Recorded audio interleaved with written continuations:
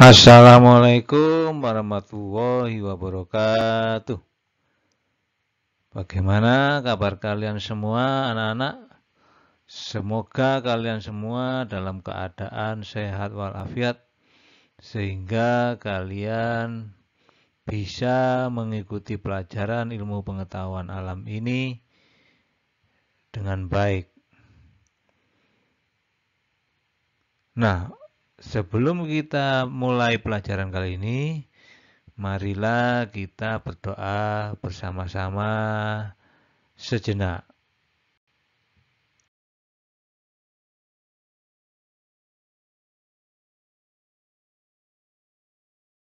أعوذ بالله من الشيطان الرجيم.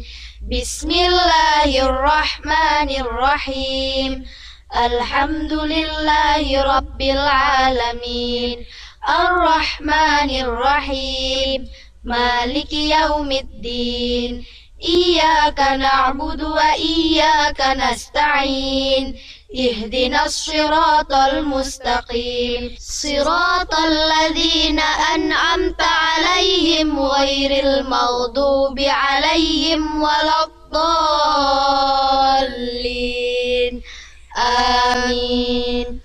رضيت بالله ربا وبالإسلام دينا وبسيدنا محمد نبيا ورسولا.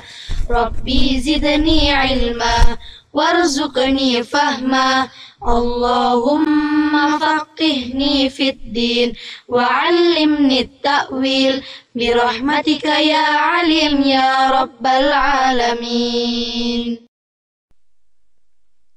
Nah, sebelum pelajaran dimulai, tidak bosan-bosannya saya mengingatkan kalian untuk tetap menjalankan protokol kesehatan, memakai masker, cuci tangan dengan menggunakan sabun, jaga jarak fisik, perilaku hidup bersih dan sehat.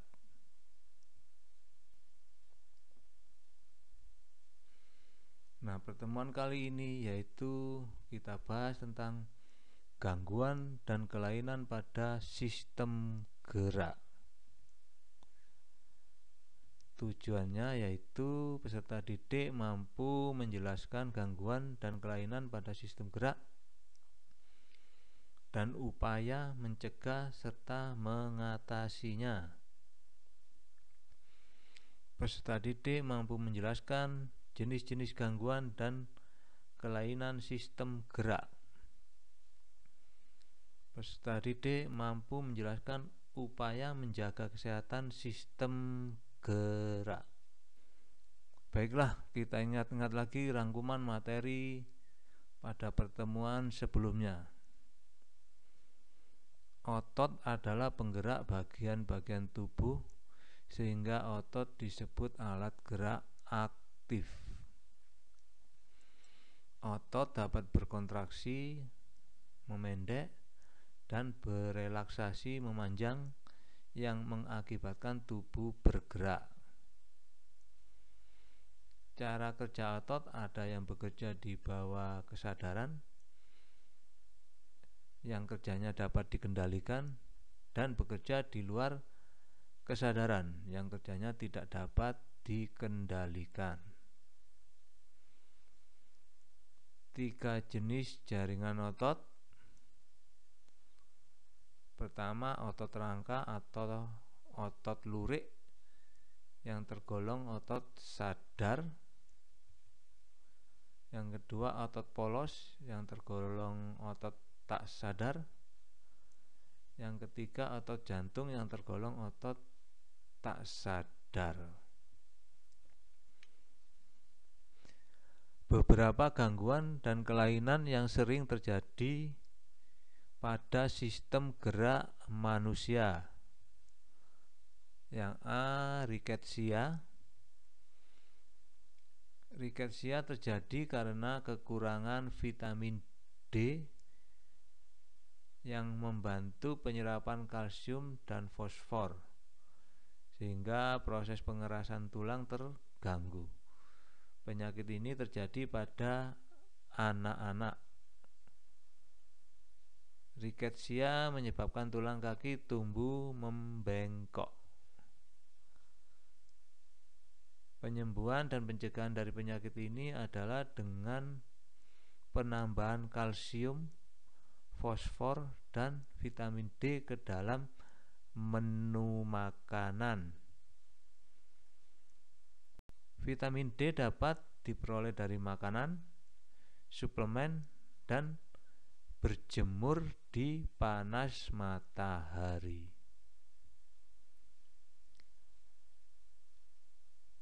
Melalui paparan sinar matahari pagi selama 10 sampai dengan 15 menit, maka sinar ultraviolet dari matahari akan dapat membantu tubuh mengaktifkan provitamin D menjadi vitamin D.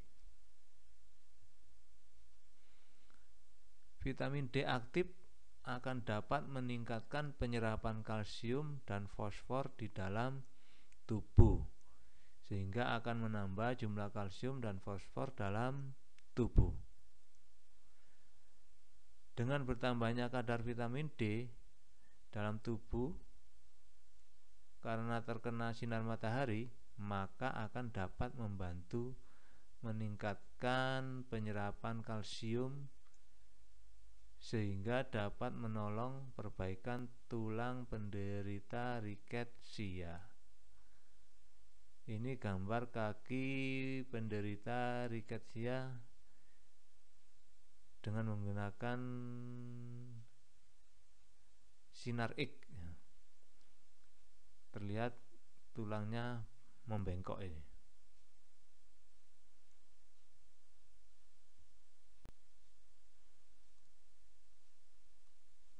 Gangguan berikutnya yaitu osteoporosis. Osteoporosis disebabkan karena kekurangan kalsium.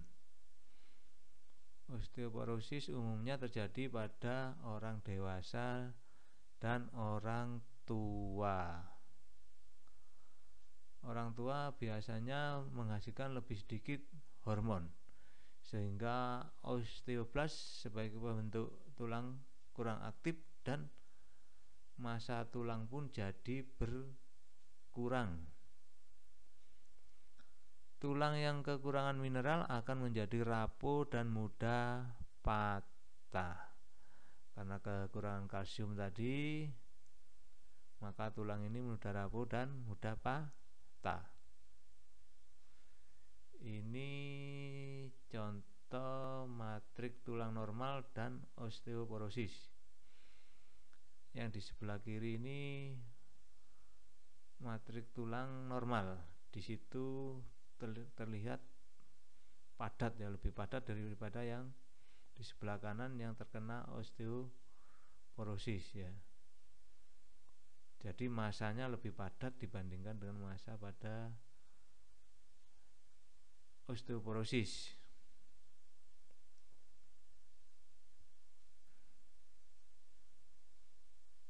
Yang berikutnya artritis. Artritis adalah penyakit sendi atau radang sendi. Penderita penyakit ini mempunyai tulang rawan sendi yang rusak. Kerusakan ini menyebabkan sendi menjadi sakit dan bengkok. Kadang-kadang sendi yang terkena artritis tidak dapat digerakkan. Rematik adalah salah satu bentuk artritis. Beberapa hal yang menyebabkan penyakit artritis ini adalah metabolisme asam urat yang terganggu, sehingga asam urat tertimbun pada sendi atau menumpuk pada sendi dan menyebabkan sakit terutama pada jari-jari tangan maupun kaki. Penumpukan kapur di antara dua tulang mengakibatkan sendi sulit digerakkan dan kaku.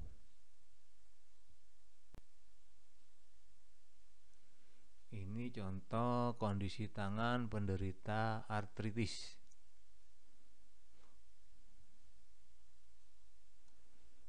Yang berikutnya yaitu fraktura atau patah tulang.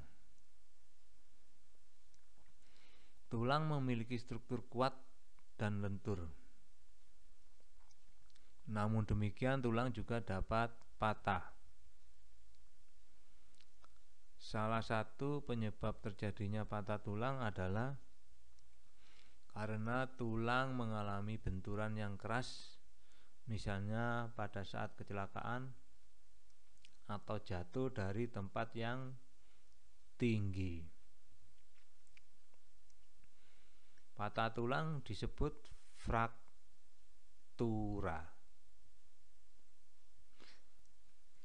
Masih lanjut patah tulang.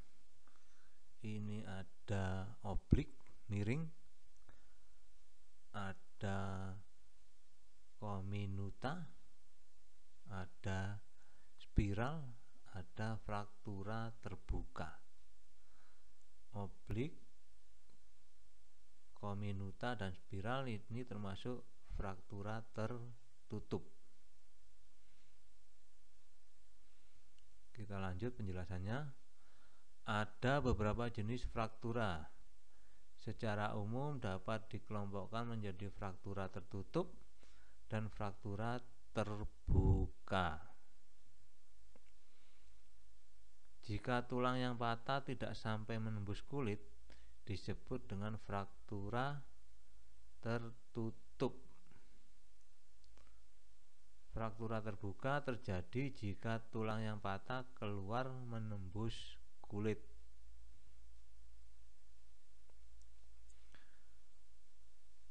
Fraktura juga dapat dibedakan berdasarkan kondisi tulang yang patah, yaitu miring atau oblik tadi, kemudian kominuta atau terpecah-pecah menjadi bagian-bagian kecil, dan spiral. Lanjut ke kifosis, lordosis, dan skoliosis. Tulang belakang manusia normal tidak lurus tetapi melengkung. Tulang belakang dapat mengalami kelainan. 3 kelainan tulang belakang yang umum terjadi adalah lordosis, kifosis, dan skoliosis.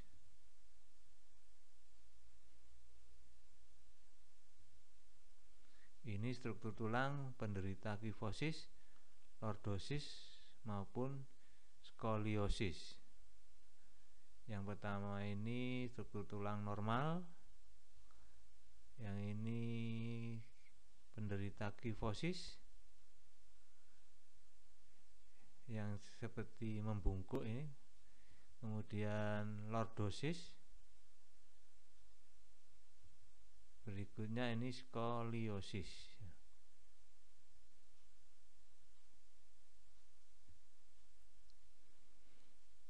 Lanjut ke kifosis. Kifosis merupakan kelainan dengan melengkungnya tulang belakang yang berlebihan di bagian dada ke arah belakang. Penderita kifosis tubuhnya terlihat bungkuk.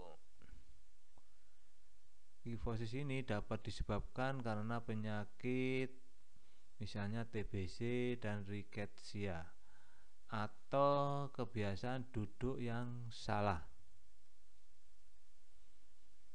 Berikutnya lordosis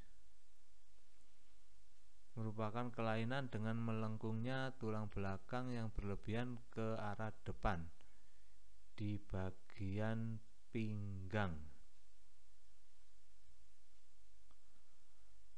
Orang yang mengalami kelainan ini pinggangnya terlihat lebih menonjol ke depan. Lordosis dapat disebabkan karena perut penderita yang terlalu besar, misalnya karena hamil atau kegemukan, rickettsia atau karena kebiasaan duduk yang salah. Berikut skoliosis. Skoliosis adalah melengkungnya tulang belakang ke arah samping, baik ke samping kanan maupun ke samping kiri. Nah, skoliosis ini dapat disebabkan oleh polio atau kebiasaan duduk atau berposisi yang salah.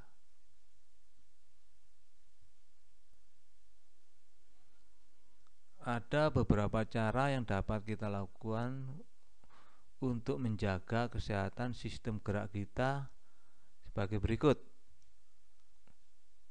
A. Meningkatkan kandungan kalsium dalam asupan makanan.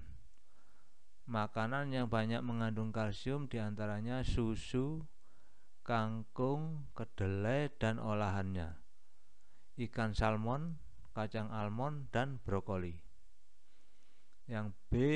Berjemur pada sinar matahari pagi, karena sinarnya sangat baik untuk membantu pembentukan vitamin D yang sangat penting dalam membantu penyerapan kalsium dalam makanan.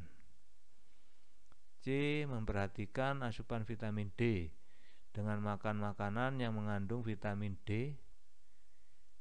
Makanan yang mengandung vitamin D diantaranya telur, produk olahan dari kedelai, minyak ikan, ikan berlemak, hati sapi, dan udang.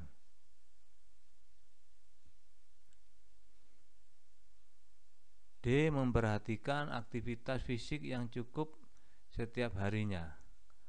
Aktivitas fisik seperti jalan kaki, jogging, tenis, menaiki tangga dapat membantu terbentuknya tulang yang kuat dan memperlambat proses kerapuhan tulang pada tubuh. E. Menghindari kebiasaan sikap tubuh yang salah, misalnya dengan cara duduk yang benar, yaitu tulang belakang harus dalam posisi tegak atau tidak membungkuk.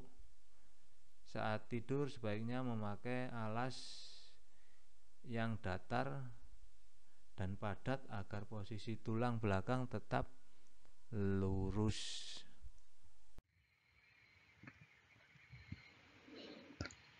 Untuk materi berikutnya akan kita pelajari tentang usaha. Nah, sebelum kita akhiri pelajaran untuk hari ini, marilah anak-anak kita berdoa bersama-sama sejenak. Subhanaka la ilma lana illa ma 'allamtana innaka antal alimul hakim. Allahumma anfa'na bima 'allamtana wa 'allimna ma yanfa'una wahdina li ahsanil akhlaq fa innahu la yahdi li ahsaniha illa anta. Allahumma ighfir li masyayikhina wa liman 'allamana warhamhum wa akrimhum biridwanikal 'azim fi maqadis sidqi 'indaka ya arhamar rahimin. Sekian dulu anak-anak. Semangat berdoa dan belajar akan membuat kalian sukses.